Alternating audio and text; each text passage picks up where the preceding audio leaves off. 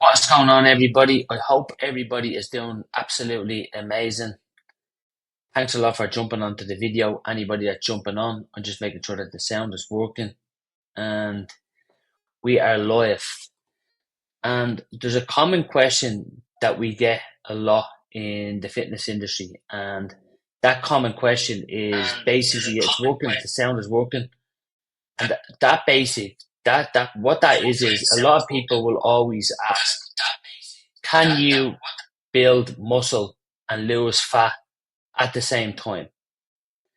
And that's a common question that a lot of people get inside of the industry, inside of the fitness industry. So what I would say about that is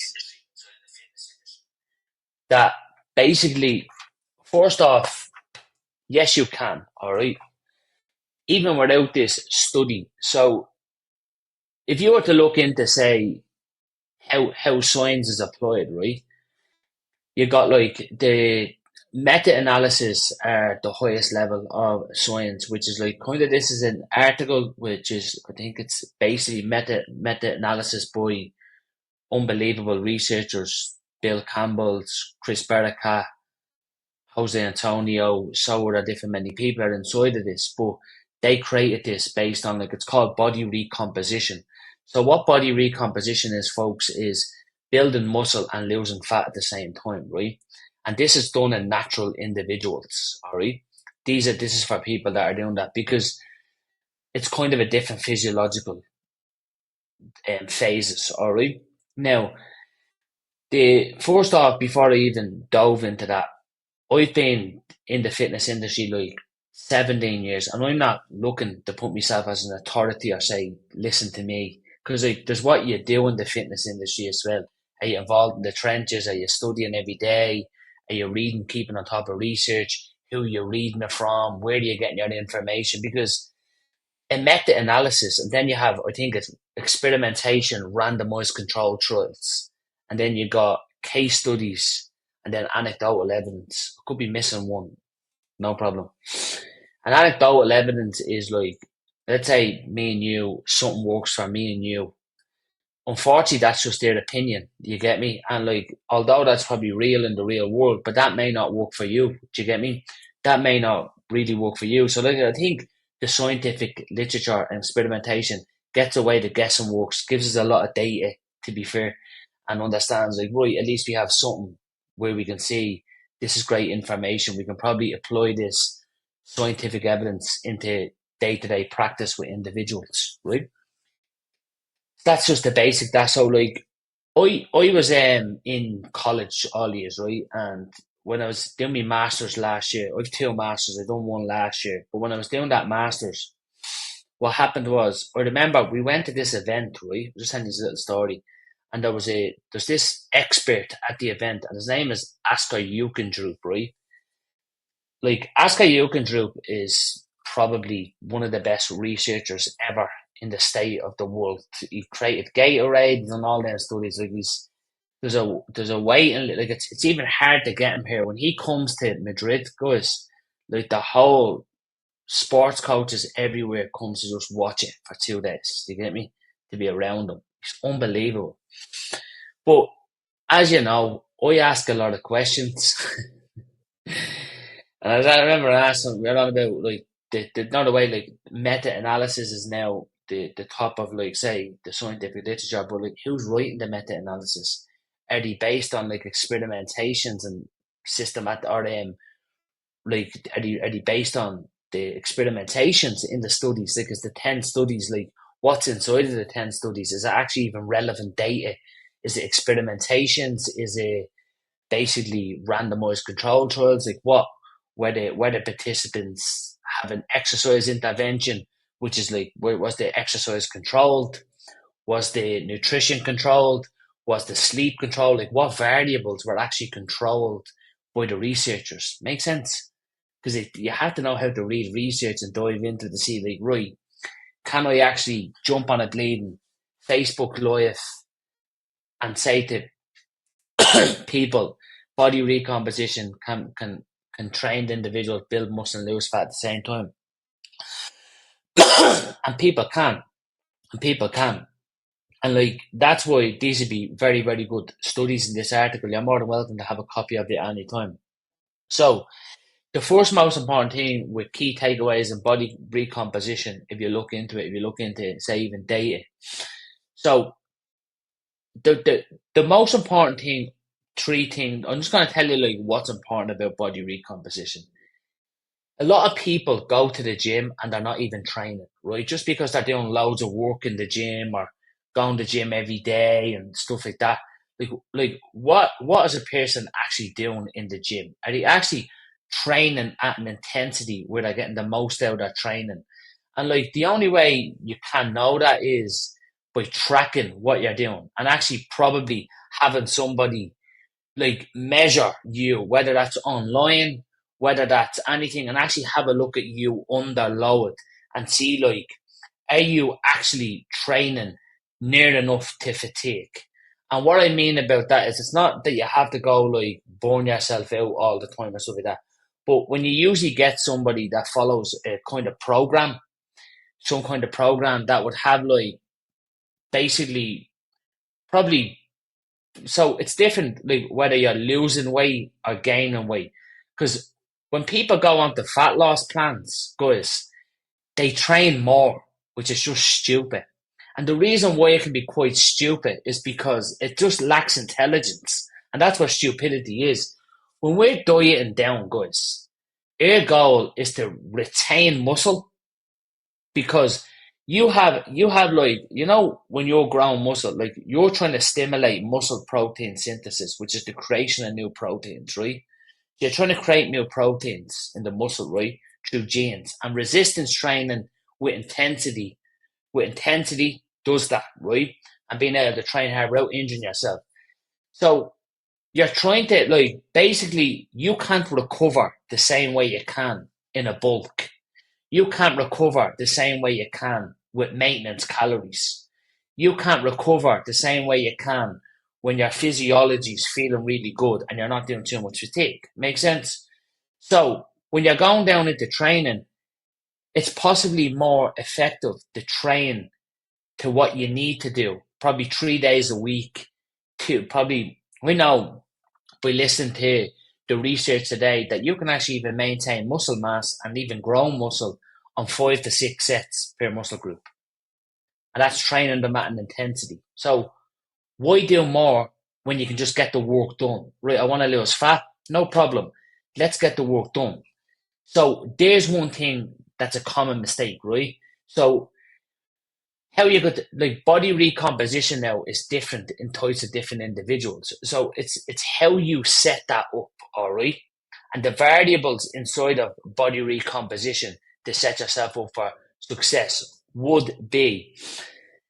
So for anybody that doesn't know, right? I know a lot of you follow probably certain diets and stuff like that, but like there's no like fad diets or fancy diets in these studies. It's just basically what researchers do because they understand thermodynamics and how the body expands energy because that's what in research that's what people go through. They don't say, oh, put him on this diet or this diet, and please don't get offended. I'll put them on that diet. They just go like, right, what is their current protein requirements? What is their energy intake? What is their total daily energy expenditure? And your body expands energy through 4 ways. Your resting metabolism, or what we need just sitting here now, your physiological needs, your non-exercise activity metabolism, which is the amount of like activity that you do unconsciously and consciously every day. And it expands energy through exercise activity metabolism. So that means the exercise that you do, but the exercise that you do needs to be progressive, not in a way that progression will cause you injury, put you into pain, affect your sleep. Because what happens is the more exercise you do, it becomes adaptive exercise. Makes sense? And like your body will take that energy from its own stores. So if it's taking it from its own stores, you're not really going to be able to recomp, which is build muscle and lose fat at the same time. Makes sense? So do you see the way we're probably making a lot of these errors? But like it's okay if you do. We all done it. So what I'm saying is that, like, if you kind of look at how the body expands energy, and then you'd look at the nutrition interventions, like, of how people do it, and like some of these studies, like Jose Antonio is the owner of the ISSN, the International Society of Sports Nutrition, and he done recomposition with like really, really, I think it was 4.2 grams of protein per kilogram. I could be wrong. It was in around them ranges, physiological ranges. But if you look into like protein requirements, like this is kind of like there's a lot of research on protein requirements. So the thing about protein, so the most important thing in body recomposition, one of them would be protein requirements and how you set that up. So the first thing you need to think about protein. There was recent research done where they showed that 2 servings of protein over a day, which makes sense because different proteins in your body, guys, is digested and absorbed more slower, more faster, more different ways. And like that's why a lot of whey protein, I believe, gets used in studies because it's rapidly absorbed, it's digested really, really quick, and it's used and it's easy to probably have in a setting in a lab, isn't it? Like people can just drink it.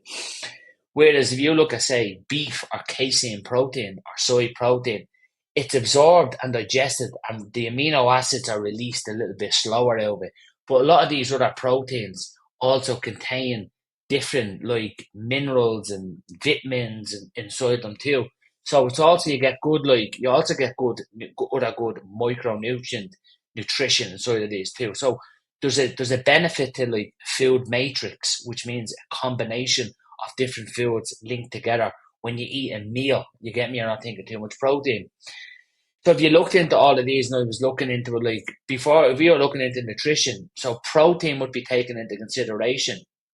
And like having protein inside of this, like the recommendations even inside of this would having like 3 to 4 servings of protein over a day. Because if you want to recomp, like if you want to like say probably like don't want to gain loads of body fat, don't want to get really big, and then don't want to diet down and lose loads of muscle tissue, and probably look real like that you lost loads of weight and actually not body fat. That probably happens to a couple of people if it's not set up right.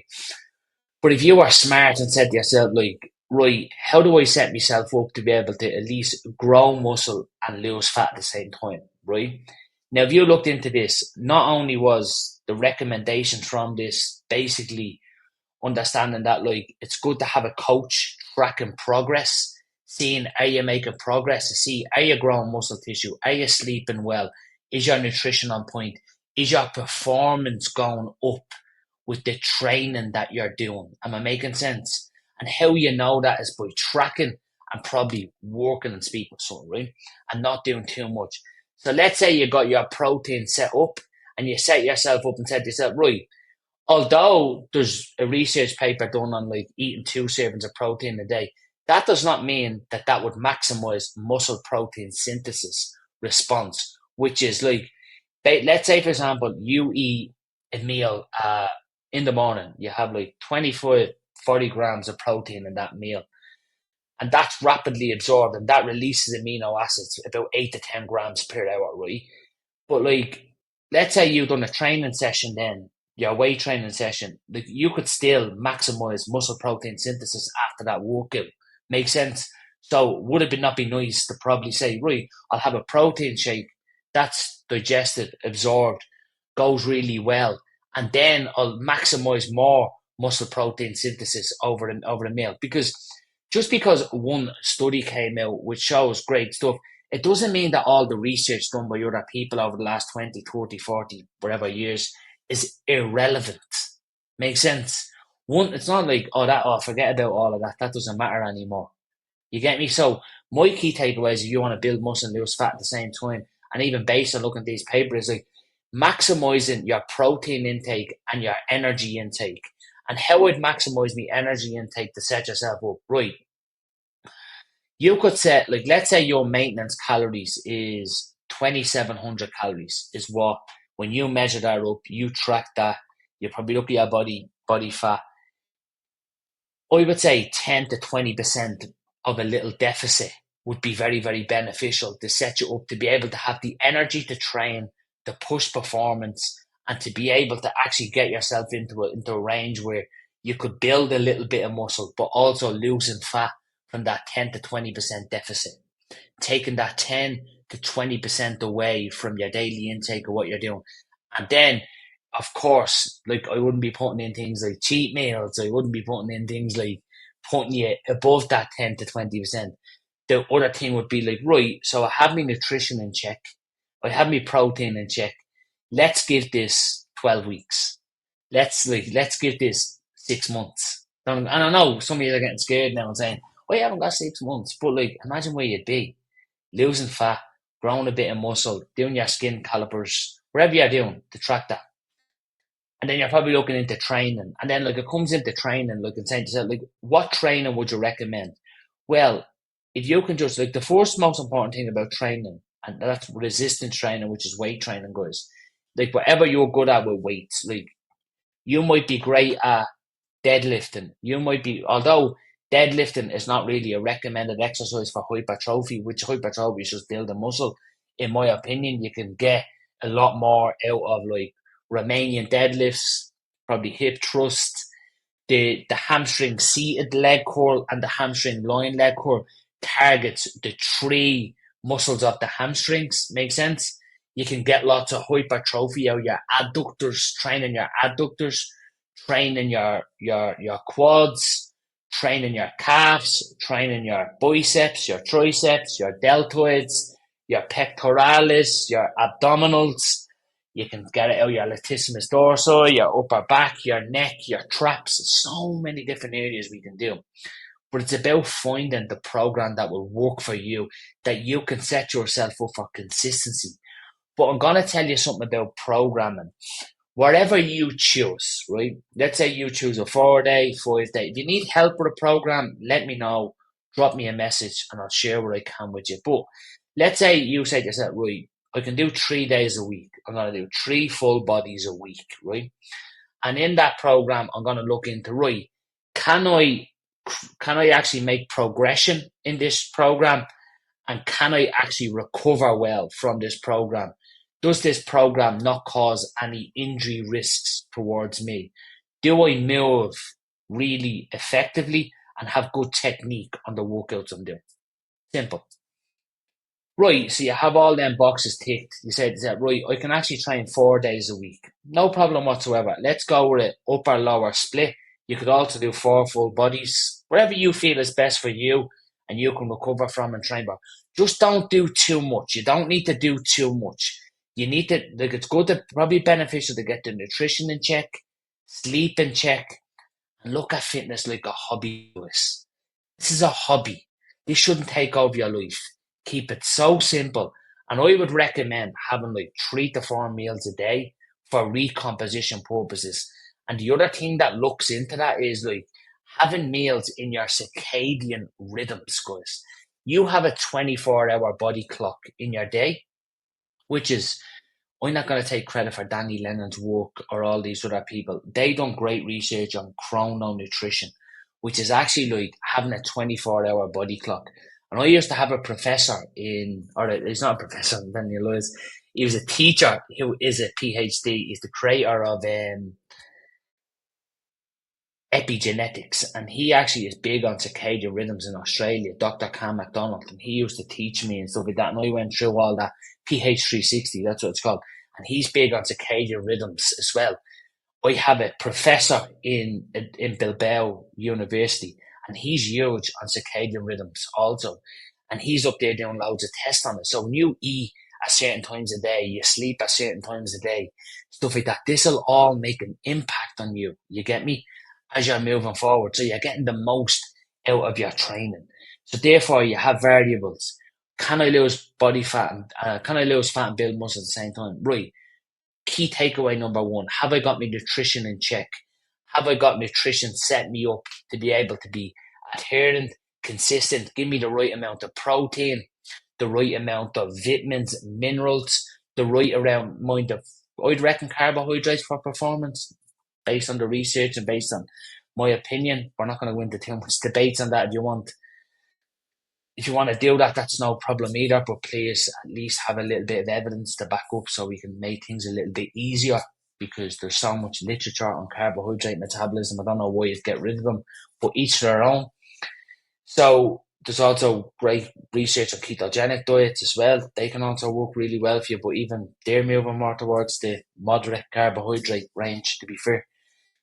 So even listen to Dr. Don Agostino, guys, the creator of the ketos, listen to his recent 2.5 hour interview, and I'll just give you this, like, he even eats like carbohydrates, low glycemic diet, 35 bar. He eats a combination of monounsaturated, unsaturated, polyunsaturated fats. You look at, like, who cares about the other guys and that promote all these other diets? They're even on 300 or 400 grams of carbohydrates a day. Like, why are you doing all this if these diets are the best in the world? You got to look into these things. But so the thing is that when you set yourself up for success like that, then you have that. So you got the nutrition in check, and then, like, am I maximizing my sleep anywhere between 6 to 9 hours, wherever you need, you know yourself? Am I getting to bed at the same time every single night? Am I feeling fresh? Am I feeling like my workouts are progressing? And therefore, it's about consistency and patience from there. It's about making progress on a week-to-week basis, month-to-month basis, your lifts going up, because there's principles here that matter for building muscle, right? And they were taken in these research studies, all the making sure, is there enough muscular damage towards the muscle tissue? Now, that does not mean you going around feeling sore and painful every day, because if you're recovering, right, from your training with nutrition, you're recovering with your sleep, and you're actually doing all them variables, like, you should be getting fitter.